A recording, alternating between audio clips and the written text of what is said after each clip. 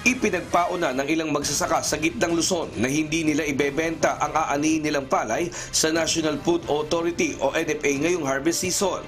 Ayon kay Rufino Esguerra, magsasaka sa Nueva Ecija, kahit dinagdagan pa ng 3 piso ng pamahalaan ang presyo ng sariwa at tuyong palay ng NFA, mas pipiliin pa rin nilang ibenta sa mga trader ang aani nilang palay dahil mas mahal itong binibili sa kanila, lalo na't kung magandang klase.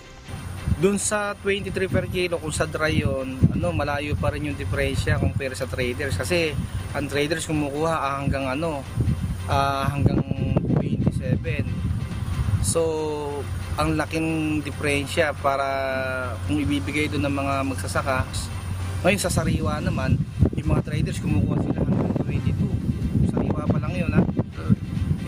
Kung kukunin halimbawa 16 to 19 ang parameters ng gobyerno, ang laki pa rin ng diferensya. Marami sa mga magsasaka nakakontrata na sa mga trader dahil sa mga bayarin nila sa mga inutang na farm input.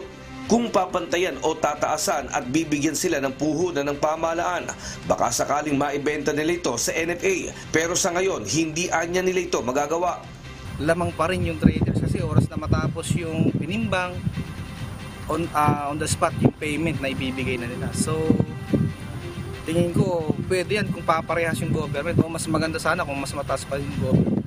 Kami naman sana ay nasusubaybayan ng gobyerno para pagka umaanin na kami, may pagbebentahan na kami.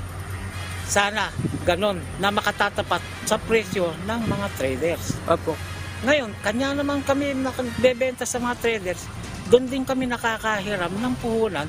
Marami pong mga magsasaka na nakakahiram ng puhunan sa mga traders. Kanya yung mga traders, kung ano yung sabihin nilang presyo na halaga ng palay namin, sila din ang kumukuha para kami naman makabayad din sa mga traders. Dagdag pa ng ilang magsasaka, isa pang dahilan kaya ayaw nilang ibenta ang kanilang palay sa NFA ay dahil kailangan pa nila itong ibiyahe at mauuwi lang sa krudo ang kita nila sa palay. Kung dadalhin pa sa kalay, mahirapan natin kami sa wala nyo, halimbawa sa diesel, mahal ng diesel. Wala naman po, halimbawa mag-aaral lang sa second, lalo mahal.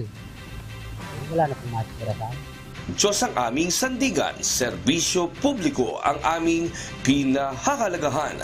Nestor Torres, humahataw!